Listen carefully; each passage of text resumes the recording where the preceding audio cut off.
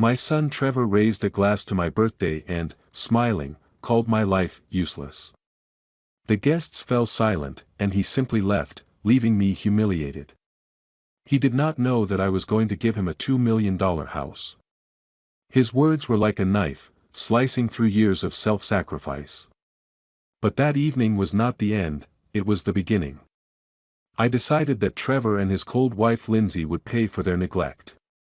Revenge would not be hasty, it would be just. And I knew where to start. Before we continue, please subscribe to the channel and let us know where you are listening in the comments. The restaurant buzzed with the clink of glasses and forced laughter, but the air turned heavy the moment Trevor raised his glass. His words, calling my life wasted, still hung like smoke, choking the room. I gripped my wineglass, the stem cool against my palm, and forced a smile that felt like a crack in my face. The guests, a mix of Trevor's business friends and a few of my old neighbors, stared at their plates. Silence screamed louder than any insult. Trevor leaned back in his chair, smirking, his tie loosened like he'd already won. Lindsay, his wife, sat beside him, her diamond earrings catching the chandelier's light. She sipped her wine, her lips curling just enough to show she enjoyed the show. My chest burned, but I kept my voice steady. "You done?" I asked, low, almost a growl. He laughed, sharp and mean. "Done? Dad, I'm just getting started. You sit there, acting like you're some saint, but what do you got? This?" He waved a hand at the restaurant, at the half-eaten cake with "Happy 62nd" scrawled in icing. "You're a nobody. Always were." The words hit like a slap, but I didn't flinch. Not yet. I thought of the deed to the house, $2 million, my life savings, meant for him and Lindsay. It was supposed to be my gift, my way of giving Trevor the life I never had. Now, that deed felt like a stone in my pocket, heavy and useless. Lindsay leaned forward, her voice smooth as silk. "Frank, we don't need your approval. We've earned our place. You." She paused, her eyes flicking over me like I was a stain on her dress. "You're just, here." I set my glass down. The clink echoed. "I was going to give you something tonight," I said, my voice calm, though my pulse hammered. "A house.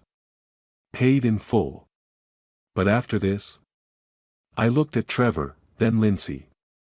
"Forget it." The room froze. A woman at the next table gasped. Trevor's face twisted, his cheeks flushing red. "You're lying," he shouted, slamming his fist on the table. Wine sloshed from a glass, staining the white tablecloth like blood. "You? A house? You're too cheap to buy a new car." I didn't answer. I didn't need to. The truth was in my eyes, and he saw it. His rage boiled over, and he stood, knocking his chair back. "You're pathetic, Dad. Always playing the victim. I'm done with you." Lindsay grabbed his arm, her nails digging into his sleeve. "Let's go, Trev. He's not worth it." She shot me a look, cold, dismissive, like I was garbage left on the curb. They stormed toward the door, Trevor's shoes squeaking on the polished floor. The door slammed behind them, the sound sharp as a gunshot. The guests muttered, avoiding my gaze. The waiter hovered, unsure, then started clearing plates. The table was a mess, crumpled napkins, half-eaten food, and that damn cake no one touched. I sat there, alone, the tick of the restaurant's clock drilling into my skull. 62 years, and this was my reward. A son who spat in my face, a daughter-in-law who saw me as a relic. I paid the bill, my hand steady despite the storm inside.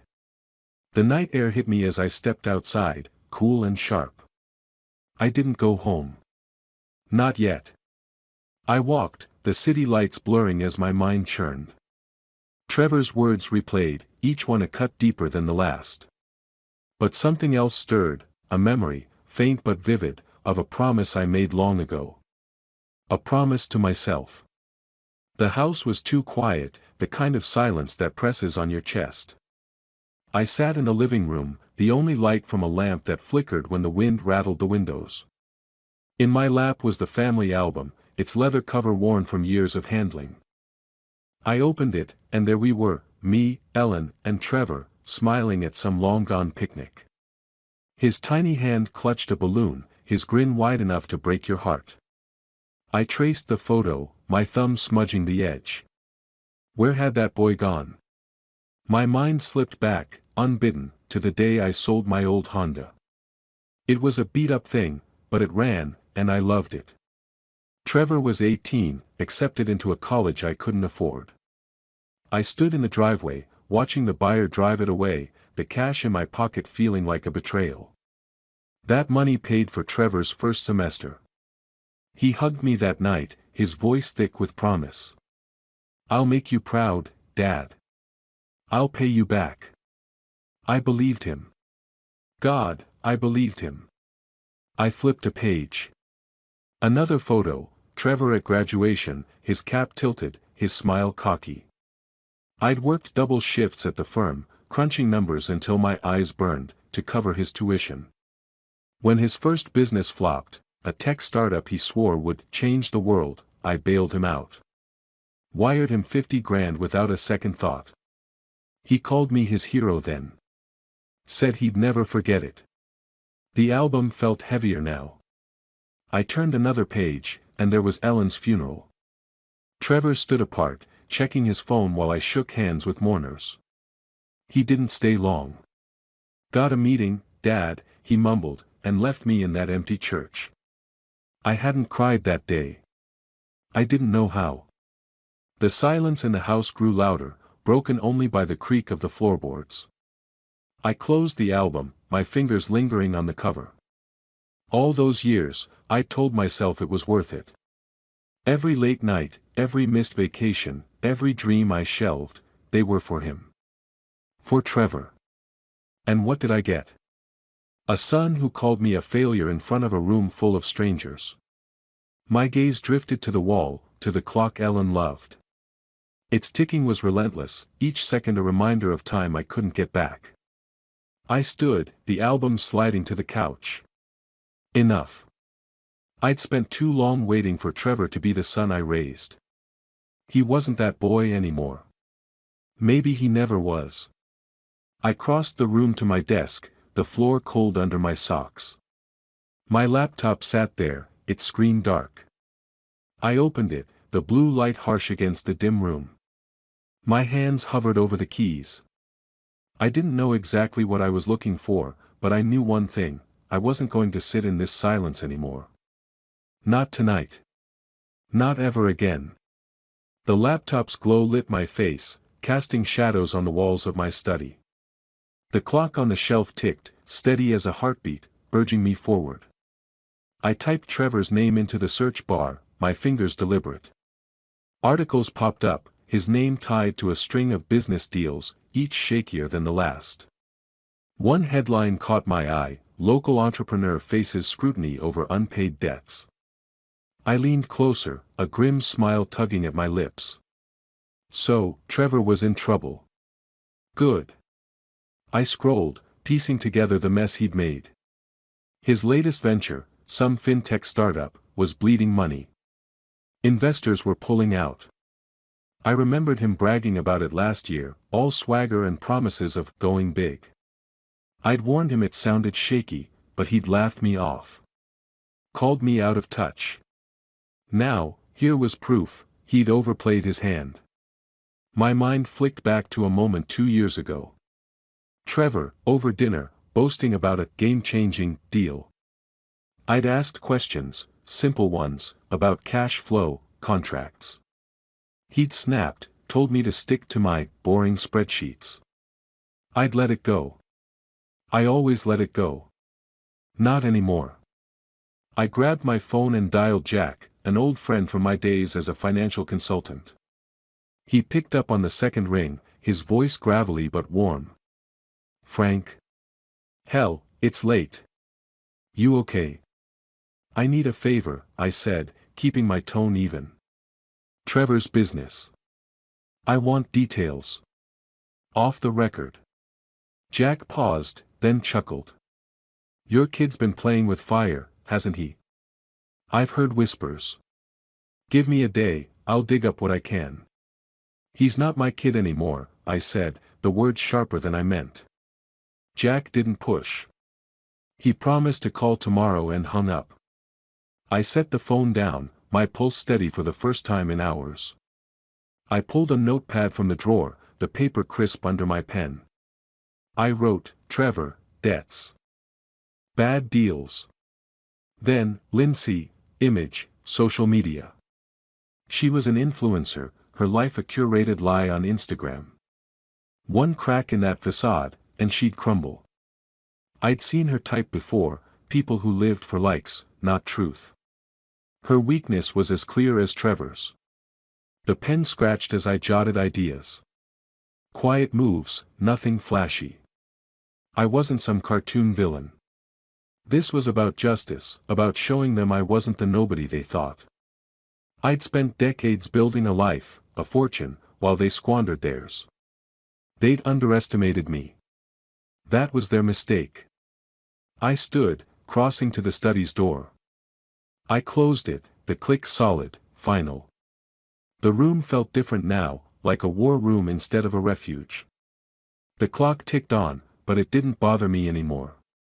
It was counting down to something new. I sat back at the desk, my eyes on the screen. A new article loaded, a photo of Trevor shaking hands with some investor, his smile all teeth. I clicked it, and there it was, the first thread to pull. The library's reading room smelled of old paper and dust, the kind of scent that clings to your clothes. I sat at a corner table, surrounded by stacks of financial journals, their pages yellowed and crisp. The clock on the wall ticked, each second a nudge to keep digging. My laptop hummed softly, open to a database of business filings. Trevor's name glared back at me from the screen, tied to a sinking ship of a company. I jotted a note, overleveraged. Investors fleeing. My pen, its grip worn smooth, scratched against the paper. I'd spent decades analyzing numbers, spotting cracks in deals others missed. That skill, dormant since retirement, woke up now. Trevor's business was a house of cards, big promises, no substance. I found an article buried in a trade journal, detailing a shady loan he'd taken to prop up his startup. The terms were predatory, the kind that bury you. I smiled, thin and sharp. He'd always been reckless, but this? This was a gift. My mind flicked to a dinner last spring. Trevor, glass in hand, bragging about a bulletproof deal. I'd asked about the lender, and he'd snapped, told me to mind my own business. I should have pushed harder. Instead, I'd paid for his wine. Never again. I pulled out my phone and called Jack. He answered, his voice low, like he was in a meeting. Frank, you're obsessive, he said, half joking. What now? Tell me about Trevor's loan, I said. The one from that offshore outfit. Jack sighed. It's a mess. High interest, tied to some sketchy firm. He's missed payments. Word is, they're circling. And there's talk of an ethics probe, something about fudged numbers. He paused. You sure you want to go down this road? I'm sure, I said, my tone flat. Jack promised more details and hung up. I leaned back, the chair creaking. An ethics probe. That could ruin him. The library was quiet, save for the rustle of pages and the hum of a fluorescent light. I crossed to the copier, feeding it an article about Trevor's deal. The machine whirred, spitting out pages that felt like ammunition. Back at my table, I sifted through Lindsay's world next. Her Instagram was a shrine to perfection, designer bags, curated brunches, sponsored posts. But the comments told another story, brands dropping her, whispers of inflated follower counts. One scandal, and her empire would crack. I stacked the documents, their edges uneven, and slid them into a folder. The clock read 3:17 p.m. Time was moving, and so was I. Outside, the wind howled, rattling the library's glass doors. I stepped through them, the folder under my arm, and headed to a cafe down the street. My next move was close, so close I could feel it. The cafe's corner booth was dim, the kind of spot where no one looks twice. My laptop screen glowed, a VPN masking my tracks. The air smelled of burnt coffee and pastries gone stale. I typed carefully, crafting an email to one of Trevor's investors, a man named Hargrove, known for cutting losses fast. The subject line was simple: concerns about your investment. Attached were scanned copies of the loan agreement and that damning article. No signature, no trace. Just facts. I hovered over the send button, my finger steady. This was it, the first cut. I thought of Trevor's smirk at my birthday, his voice calling my life wasted. He'd laughed then. Let's see him laugh now. I clicked.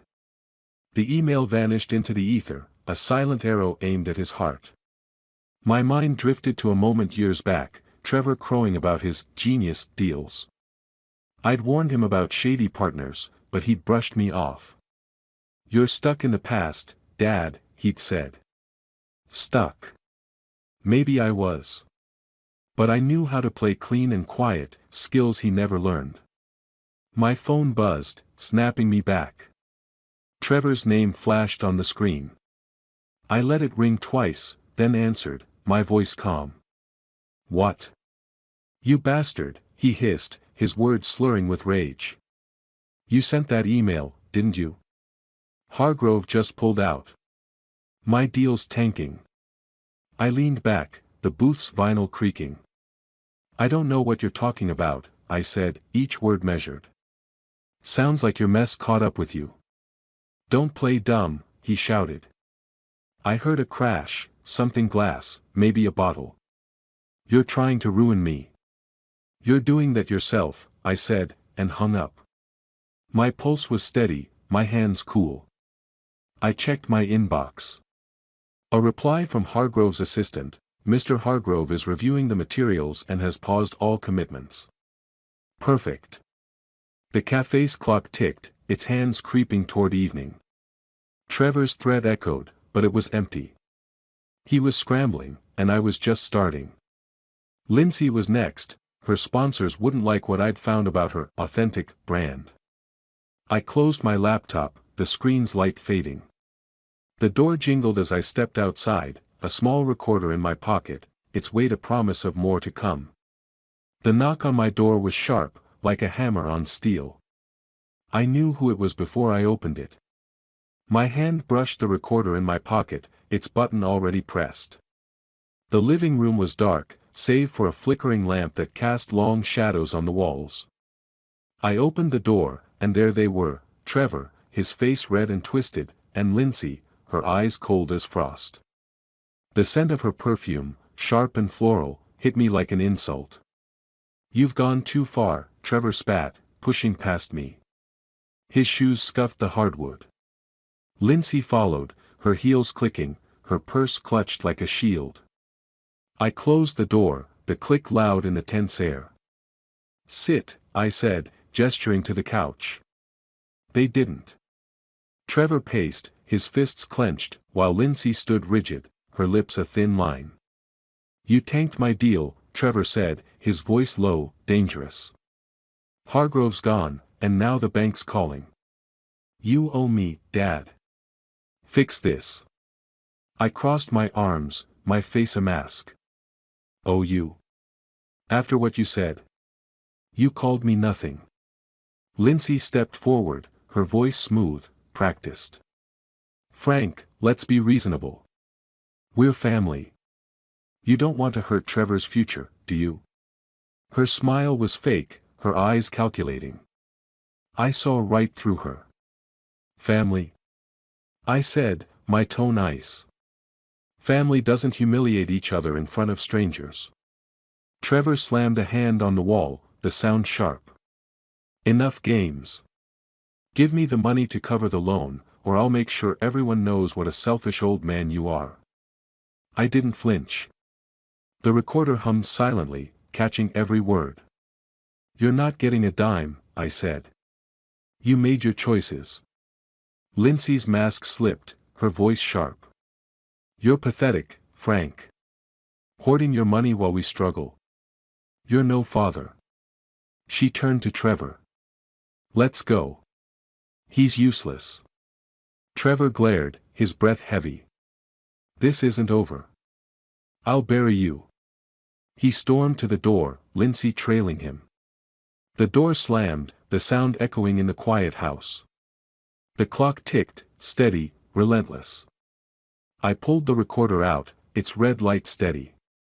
I played it back, their voices clear, Trevor's threats, Lindsay's venom.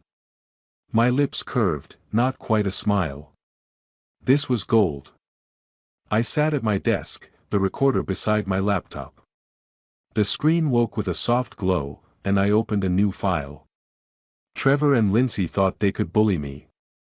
They were about to learn how wrong they were. The lawyer's office was cramped, the air thick with the scent of ink and old coffee. Papers teetered in stacks on the desk, and a window AC unit rattled like it was on its last legs. I slid a USB drive across to Richard, my old friend and occasional legal counsel. His gray eyebrows lifted as he plugged it into his laptop. The clock on his wall ticked, each second a reminder that time was my ally now. I leaned back in the creaky chair, my notebook open, its pages filled with precise, inked steps. Richard played the recording, Trevor's threats, Lindsay's venom.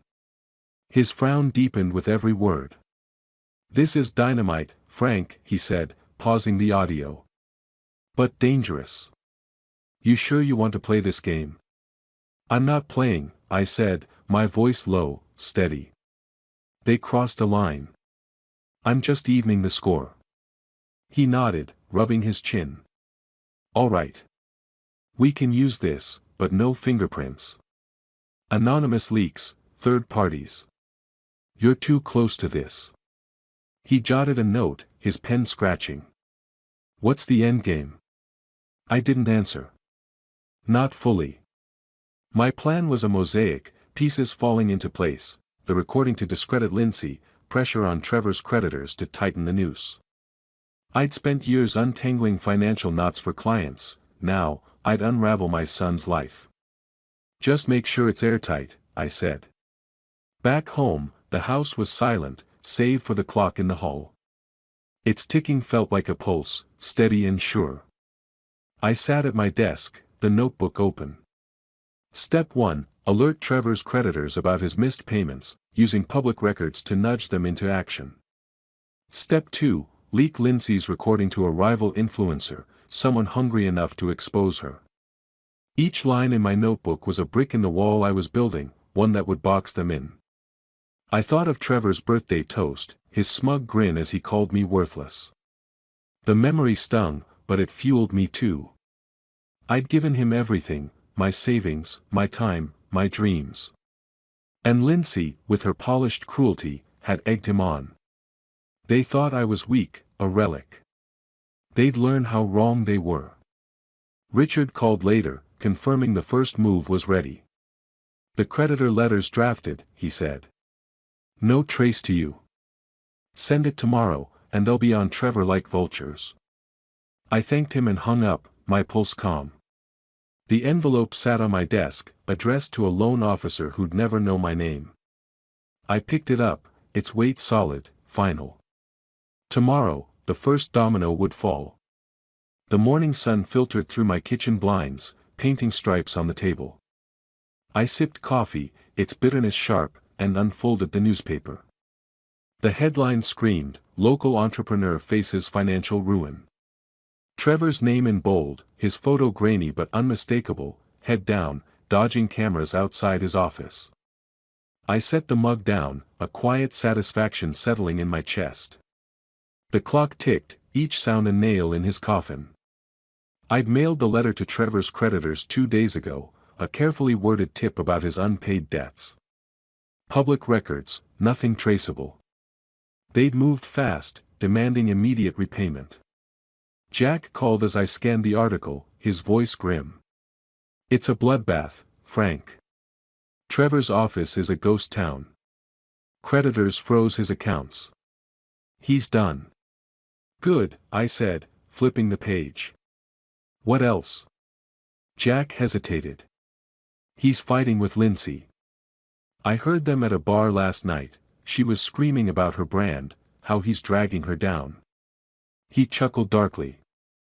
They're cracking. I remembered Trevor at 25, eyes bright, promising to build an empire. I'd believed him, poured money into his first venture. When it tanked, he'd blamed everyone but himself. You're too cautious, Dad, he'd said. Cautious. That caution was my weapon now. The article detailed Trevor's fall, investors bailing, contracts cancelled, a lawsuit looming. I leaned back, the chair creaking. Every word was a brick I'd laid, every failure a step closer to justice. Jack's voice cut through my thoughts. You didn't hear this from me, but Trevor's begging for a bailout. No one's biting. Let him beg, I said, and hung up. I opened my laptop, the screen waking with a soft glow. Social media buzzed with Trevor's name, mocking memes, angry comments from former partners. He was unraveling, and I was watching from the sidelines, untouched. But Lindsay was still standing, her Instagram a facade of calm. That wouldn't last. I thought of the recording, her voice dripping with contempt.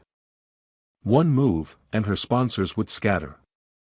I clicked to a rival influencer's profile, someone with a grudge and a big audience. My fingers hovered over the keyboard, ready to strike. The living room was dark, the only light from my laptop screen. I'd sent the recording to a blogger named Kaylee, a rival who'd clashed with Lindsay online. The email was anonymous, the file untraceable. Now, I scrolled through Lindsay's Instagram, her latest post a desperate plea, ignore the lies. I'm still your girl. The comments were brutal, fans turning, sponsors silent. Her phone, I imagined, was dark, its screen a mirror of her fading influence. The clock on the mantel ticked, counting down her reign. Kaylee had moved fast. She'd posted the recording last night, Lindsay's voice clear, he's useless, pathetic. The clip spread like fire, racking up views. Brands dropped Lindsay within hours, their logos vanishing from her profile. I leaned back, the couch creaking, and let a small smile form. She'd called me invisible at a party once, her laugh sharp as glass.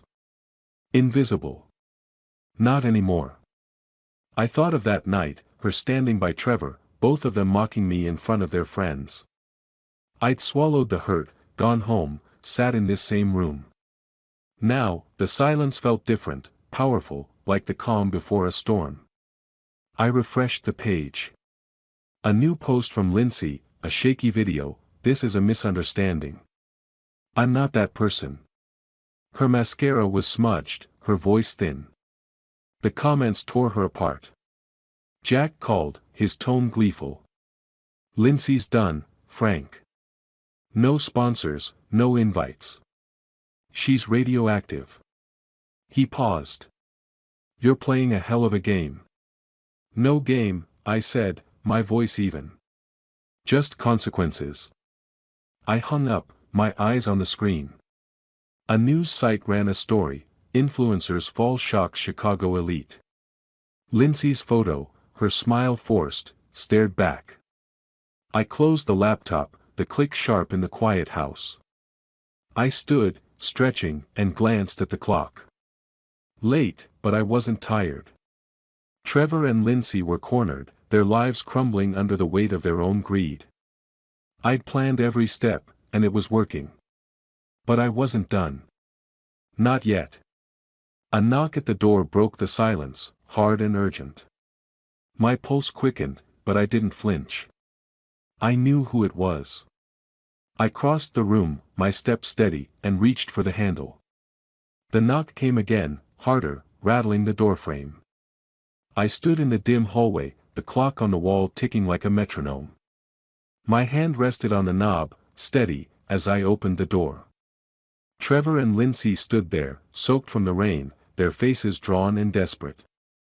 Trevor's shirt clung to him, wrinkled, the collar askew. Lindsay's makeup streaked down her cheeks, her eyes red and hollow. The scent of wet asphalt followed them, sharp against the warmth of my house. "Dad," Trevor started, his voice cracking. "We're sorry. We were wrong. Please." He stepped forward, his shoes squelching. Lindsay clutched her purse, her knuckles white. "You've got to help us," she said, her tone soft, almost pleading, but her eyes betrayed a flicker of calculation. I didn't move. The memory of Trevor's toast burned in my mind, his smirk, his words, "Your life's a waste." I saw Lindsay's cold smile, her dismissal of me as nothing. Now, here they were, broken, begging. "Help you?" I said, my voice low, even. "After what you did?" Trevor's face twisted. "We lost everything. The business, the sponsors, everything's gone." His hands shook, and he ran one through his wet hair. "You did this, didn't you? But I'm your son. You can't just destroy me." Lindsay touched his arm, her voice smoother. "Frank, we're family. You're better than this. Let's fix it together." Her words were honey, but they rang hollow, like a script she'd rehearsed. I stepped back, my gaze hard. The clocks ticking filled the silence. "You made your choices," I said. "You spat on everything I gave you. Family? You don't know the meaning of it." Trevor lunged forward, his voice rising. "You're heartless. You ruined us." I held up a hand, stopping him cold. Lindsay grabbed his sleeve, her nails digging in, but her eyes stayed on me, searching for a crack. She found none. "Get out," I said, each word deliberate. "You're not welcome here." Trevor's jaw dropped, his breath ragged. Lindsay's face hardened, her mask slipping. "You'll regret this, Frank," she hissed, but her voice trembled. I opened the door wider, the rain's patter loud against the porch. They hesitated, then turned, Trevor muttering under his breath. The door closed with a heavy thud, locking them out. The silence that followed was thick, unbroken except for the clock's steady rhythm. I walked to the living room, my steps slow. On the mantel sat a framed photo of Emily, her smile soft, timeless. I touched the glass, my fingers lingering. "You'd have hated this, Em," I murmured. "But it's done." The weight of the night settled, but it wasn't heavy. It was final. The sun blazed over the community center, its lawn dotted with balloons and banners. A crowd milled about, their chatter warm, excited. I stood at a podium, the microphone cool in my hand, a bronze plaque gleaming behind me, Emily Greenwood Foundation. The air smelled of fresh grass and hope. The clock tower nearby ticked, its sound faint but present, a reminder of time moving forward. I cleared my throat, the crowd quieting. "This foundation," I said, my voice steady, "is for families who need a hand up. For kids who deserve a chance. It's Emily's dream, and today, it's real." Applause erupted, hands clapping, faces smiling. I scanned the crowd, neighbors, strangers, a few old colleagues. No Trevor. No Lindsay. Just people who believed in this. Emily's face flashed in my mind, her laugh bright as we planned a future of giving back. We'd never gotten there together, but I was here now, honoring her. My chest tightened, but I pushed through, shaking hands as people approached. A young mother thanked me, her son clutching a scholarship letter. "This changes everything," she said, her eyes shining. I nodded, words caught in my throat. An organizer, a wiry man named Paul, leaned in as the crowd thinned. "Heard your son's in rough shape," he whispered. "Skip town, they say." I shrugged, my face neutral. "That's his story, not mine." Paul nodded, letting it drop. The rumors didn't matter. Trevor and Lindsay were shadows now, their lives a cautionary tale. The ceremony ended, and I walked to my car, the sun warm on my back. The foundation was funded, millions from my savings, built over decades of quiet discipline. I'd never flaunted it, never needed to. Now, it was Emily's legacy, not just mine. The thought steadied me, like a hand on my shoulder. I reached my car, pausing at the mailbox nearby. A single envelope waited, the handwriting unmistakably Trevor's. My fingers brushed it, the paper rough. I slipped it into my pocket, unopened. The clock tower chimed, its notes carrying on the breeze. I wasn't ready to read his words, not yet. Maybe not ever. The memorial garden was quiet, the stone marker for Emily glowing in the fading light. I sat on a bench, the air cool, carrying the faint scent of smoke. In my hand was Trevor's letter, its edges creased from my grip. I'd read it once, in the car, his words a jumble of excuses and pleas, "Meet me, Dad. I can fix this." I shook my head, the paper trembling slightly. Fix what? The years of disdain? The betrayal? There was nothing left to mend. I struck a match, the flame small but fierce. The letter caught fast, curling into ash that drifted to the ground. The fire felt right, cleansing, like shedding a weight I'd carried too long. The clock on my wrist ticked, its rhythm a quiet promise of days ahead. I thought of Emily, her dream of seeing Italy, cobblestone streets, warm cafes. We'd planned it together, but life got in the way. Now, I'd go for both of us. Earlier, I'd called a travel agent, my voice firm. "One ticket to Rome," I said. "Next month." The agent chirped about itineraries, but I barely listened. My mind was already there, walking through history, free. The thought brought a smile, small but real.